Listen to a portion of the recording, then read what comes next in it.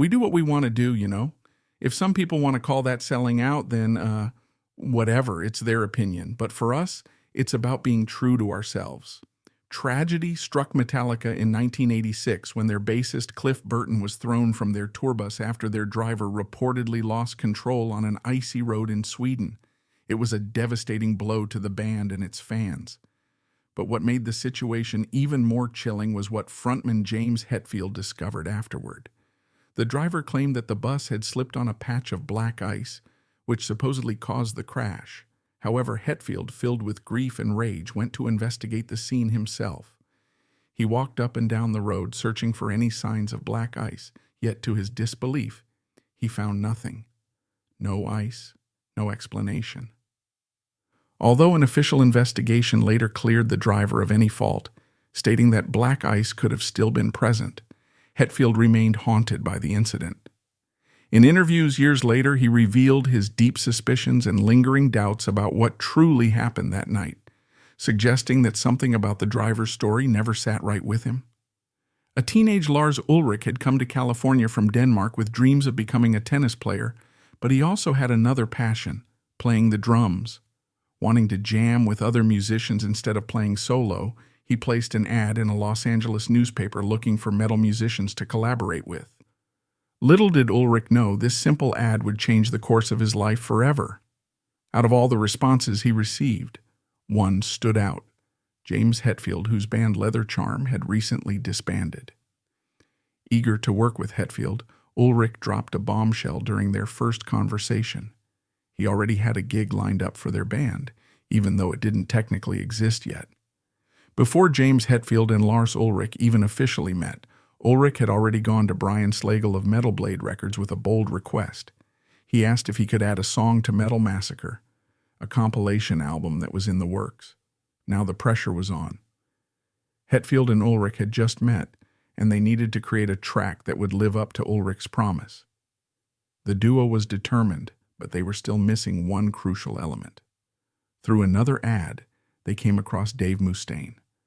As Mustaine began warming up for his audition, Ulrich and Hetfield immediately noticed something that caught their attention: his equipment. It wasn't just any setup. It looked like top-tier, high-end gear. Impressed by this, and probably thinking that someone with such an expensive rig had to be talented, they decided to offer Mustaine the job on the spot, without even making him audition. A somewhat baffled Mustaine accepted the offer and became part of Metallica.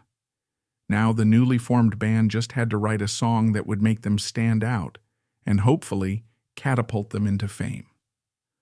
Ulrich and Hetfield came up with a song that had "hit" written all over it, literally. They named it "Hit the Lights" and submitted it to the compilation Metal Massacre. However, the label still had to accept it, and they needed a name for their band. Around this time, Ulrich's friend Ron Quintana was trying to decide on a name for his fanzine. Quintana had narrowed it down to two choices: Metal Mania and Metallica. Unsure which to pick, he asked Ulrich for advice. That's when Ulrich made a sneaky move. Knowing he wanted Metallica for his band, he encouraged Quintana to go with Metal Mania for the zine. Quintana took the suggestion, and Ulrich walked away with the perfect name for his new band: Metallica. Hit the Lights turned out to be exactly the hit Metallica needed to gain attention, and it led to their first live performance at Radio City in Anaheim, California. However, they still weren't complete. They needed a bass player to round out the band. Hetfield and Ulrich, always on the lookout for the right talent, found themselves one night on the Sunset Strip at the legendary Whiskey A Go-Go. A band called Trauma was on stage, but it wasn't the band itself that captivated them. Instead, it was the electrifying sound coming from the bass guitar. The bassist, Cliff Burton, was using a wah-wah pedal in a way that neither Hetfield nor Ulrich had ever heard before. His sound was unique, wild, and exactly what they wanted for Metallica. Right then and there, they knew Burton had to be in their band, no matter what it took to convince him. At first, Cliff Burton flatly declined their offer to join Metallica. However, he later came back with a counteroffer. He would join the band only if they moved their operations to El Cerrito, near San Francisco. While it was a big demand, Metallica was eager to have Burton on board, so they agreed. With that, the band gained a new bass player, and they packed up and relocated to El Cerrito. Metallica was finally poised to record their first album, but they hit a major roadblock. No label was willing to finance it. Despite their growing popularity, the band couldn't find anyone to back them. Enter Jonathan Zazula, a concert promoter with a vision. Johnny Z, as he was known, believed so strongly in Metallica's potential that when the labels in New York turned them down, he took matters into his own hands. He borrowed the money and signed the band to his own fledgling label. With that, Metallica was finally ready to get into the studio. But just as they were about to hit this major milestone, their fiery personalities began to clash, setting the stage for the kind of internal conflicts that would become a recurring issue for the band. The members of Metallica were no strangers to partying, but Dave Mustaine took it to another level, and his excessive behavior was starting to cause problems. The band found themselves at a crossroads. Should they record with Mustaine, whom they saw as increasingly unstable, or let him go? Just before heading into the studio to record their first album, while in Rochester, New York, Metallica made the tough decision. They no longer wanted to work with Mustaine. In the most unceremonious fashion, they packed up his belongings, woke him up in the morning, and handed him a one-way bus ticket to Los Angeles, ending his time with the band. Metallica had already brought in Kirk Hammett from the band Exodus to replace Dave Mustaine, and soon they were gearing up for their next big step, hitting the road. The European tour of 1986 was meant to promote their third album, but it would become infamous for a heartbreaking reason. As the band traveled from city to city, tensions occasionally flared. One recurring issue was the sleeping arrangements on their tour bus.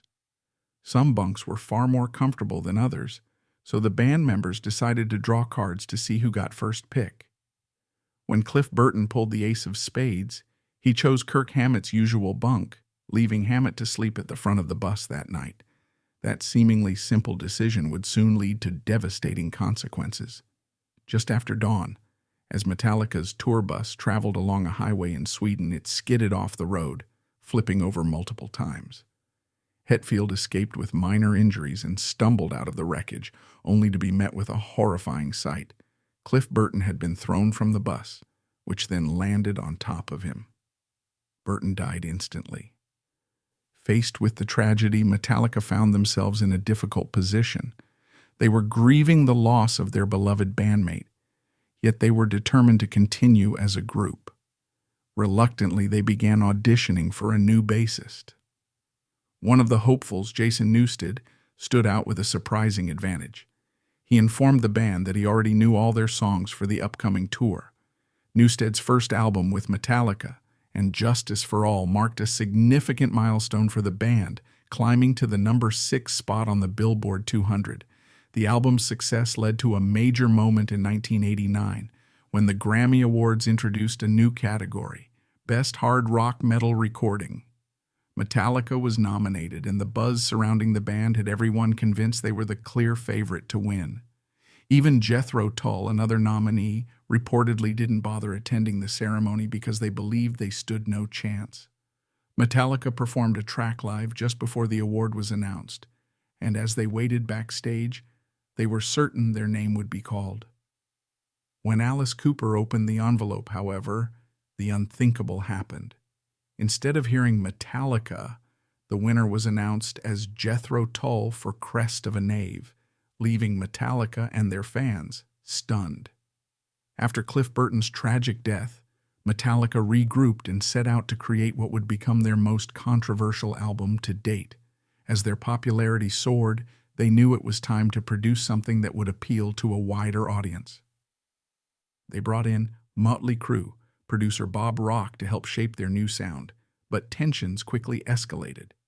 The recording process became so intense and stressful that Ulrich, Hammett, and Newsted all ended up divorcing their wives during this period. Whether Rock was to blame or not, his presence clearly added fuel to the fire, making an already challenging process even more chaotic.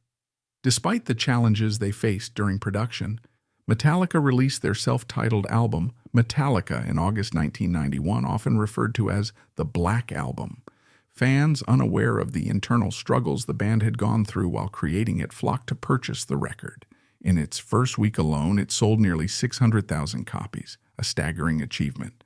The success didn't stop there. Within just 2 weeks, the album went platinum and spent 4 full weeks at the top of the Billboard 200, solidifying Metallica's status as one of the biggest bands in the world. The tours following the release of Metallica were monumental, but not without their fair share of mishaps. On August 8, 1992, Metallica shared the stage with Guns N' Roses at Montreal's Olympic Stadium. During the performance, Hetfield accidentally walked into the path of a pyrotechnic effect, suffering second- and third-degree burns on the left side of his body. The show was abruptly cut short, but what happened next made things worse. Guns N' Roses took the stage after Metallica, only for Axl Rose to leave mid-performance due to voice issues. This left the crowd enraged, sparking a massive riot at the stadium and creating chaos in the aftermath of Hetfield's injury. Unfortunately, James is on his way to the hospital right now, and we're very sorry, but we can't continue the concert.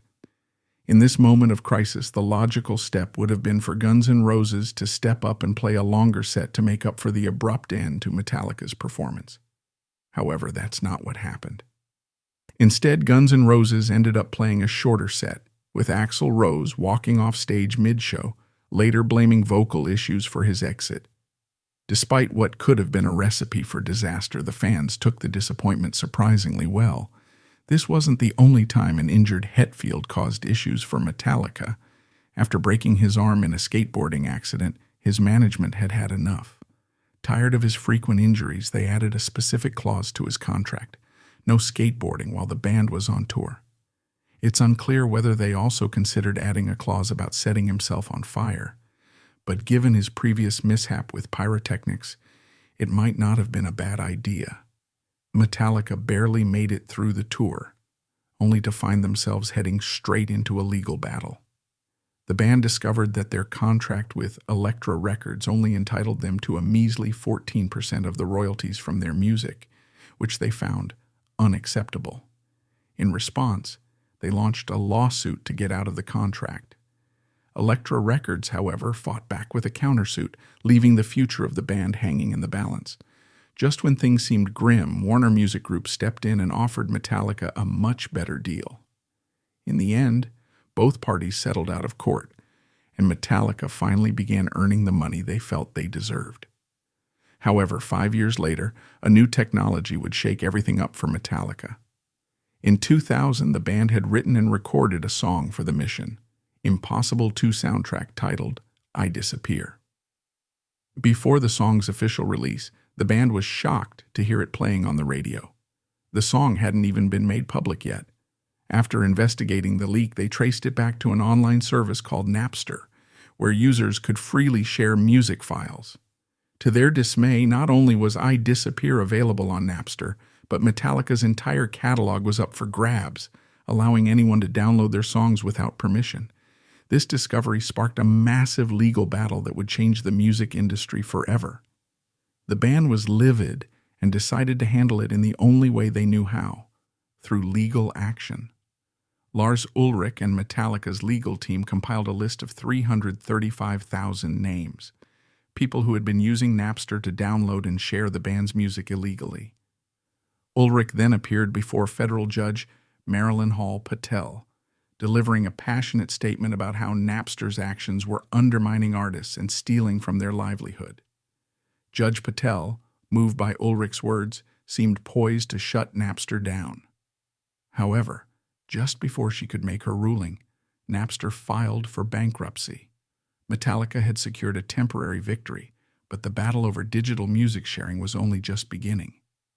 At the 2000 MTV Video Music Awards, Lars Ulrich took part in a skeet where he confronted a college student who was listening to a Metallica song without paying for it. The skeet was a direct jab at the growing problem of music piracy, especially on platforms like Napster. Later that same evening, Napster creator Sean Fanning took the stage to present an award, wearing a Metallica t-shirt as a not-so-subtle nod to the controversy. The tension was clear. This was a very public battle between Metallica and the concept of peer-to-peer file sharing. Ulrich's pointed line in the skit, "Check this out. If you kids didn't steal my music," made their stance crystal clear. Metallica was fighting against the unauthorized distribution of their music. In the end, the audience made their feelings known, booing Lars Ulrich as he took the stage, signaling the start of a strained relationship between Metallica and the internet. Fast forward to 2008, when the band was preparing to release their new album, Death Magnetic. They invited a select group of journalists for a sneak preview, but things quickly went south when some journalists published reviews before the official release. Metallica, outraged, demanded the early reviews be taken down. When Death Magnetic was finally released, fans were disappointed with the album's sound quality, leading 16,000 of them to sign a petition asking the band to remix it. But Metallica stood firm, refusing to cave to public pressure. Ulrich only stirred the pot further by blaming the internet for amplifying the voices of complainers. In the mid-2000s, reports surfaced claiming that the United States military had used music as a form of psychological warfare on prisoners in Guantanamo Bay and Iraq. One of the songs allegedly used in this tactic was Metallica's Enter Sandman. It was said that the song was played at extremely loud volumes repeatedly in an effort to deprive prisoners of sleep. This controversial use of music highlighted the darker side of its power, with Metallica's iconic track becoming part of an unsettling narrative in military operations. For their 2017 tour, Metallica tickets were in such high demand that resellers took advantage, doubling prices to make easy profits. The situation took a darker turn when it was revealed that Metallica's tour manager, Tony DiCioccio, had been involved in the ticket resale scheme. The band claimed they had no knowledge of DiCioccio's actions, but this wasn't the first time they used that defense. Just a year earlier, in 2016, a Canadian Metallica tribute band named Sandman received a shocking letter from Metallica's management accusing them of using a logo too similar to Metallica's and threatening legal action. For Sandman, it was unthinkable that their idols would sue them, especially as a tribute band. However, it turned out that the lawsuit had been initiated by Metallica's legal team without the band's awareness, and it was eventually dropped, again with Metallica claiming they hadn't been involved. Next, Metallica found themselves thrust into the spotlight once again, thanks to the wildly popular Netflix show Stranger Things. When the makers of the show used Master of Puppets in a pivotal scene, it sparked renewed interest in the band, particularly among younger audiences. Seeing an opportunity to connect with a new generation of fans, Metallica embraced the attention, even posting a video of themselves jamming with Stranger Things actor Joseph Quinn, who played the song in the scene. However, Metallica underestimated the complexities of social media. While Stranger Things fans initially soaked up everything Metallica related, many started digging into the band's controversial past and weren't pleased with what they found. What began as a resurgence of popularity for the band soon turned into a social media backlash as fans uncovered past incidents that didn't align with their expectations, reminding Metallica that in the age of the internet, even legends can't escape their history. While many rock stars have a reputation for bad behavior, Metallica has largely avoided the stereotypical hotel room trashing and wild antics. That doesn't mean they've been perfect. In 2015, James Hetfield admitted to having done some horrible stuff. Shameful, extremely shameful, dark stuff. What exactly he was referring to remains a mystery. However, some speculate that his dark side may have made a brief appearance during the 2017 Grammys, where a technical mishap left Hetfield visibly furious after his microphone failed during Metallica's performance with Lady Gaga. The Grammys took an unexpected turn when they paired Metallica with pop icon Lady Gaga for a performance. Things got off to a rocky start when Laverne Cox introduced the act but failed to even mention Metallica by name. The situation only worsened when James Hetfield's microphone malfunctioned, leaving his voice inaudible for half of the performance. Frustration boiled over, and Hetfield, visibly angry, kicked his microphone stand and threw his guitar in a fit of rage. What was meant to be a high-profile collaboration quickly turned into a chaotic and frustrating moment for the band. Years after the tragic accident that claimed the life of bassist Cliff Burton, James Hetfield opened up about what he believed really happened that night. The driver had blamed a patch of black ice for the crash, but Hetfield, suspicious, went to check the road for himself and found no signs of ice. He grew convinced that the driver might have been either intoxicated or had fallen asleep at the wheel. However, when the authorities conducted their investigation, they took the driver's explanation at face value and chose not to press charges, leaving Hetfield with lingering doubts about the true cause of the accident. While Cliff Burton tragically lost his life in a bus accident, former Pentagram member Joe Hasselvander has a much more eerie theory. According to Hasselvander, Burton's death wasn't merely an accident, but the result of something more sinister. He claimed that Burton had possessed a set of tarot cards covered in human blood, allegedly dating back to the Salem witch trials. This chilling, unproven theory suggests that the cards carried a dark curse, ultimately leading to Burton's untimely death. If you enjoyed this video, don't forget to give it a thumbs up and hit the subscribe button for more content like this.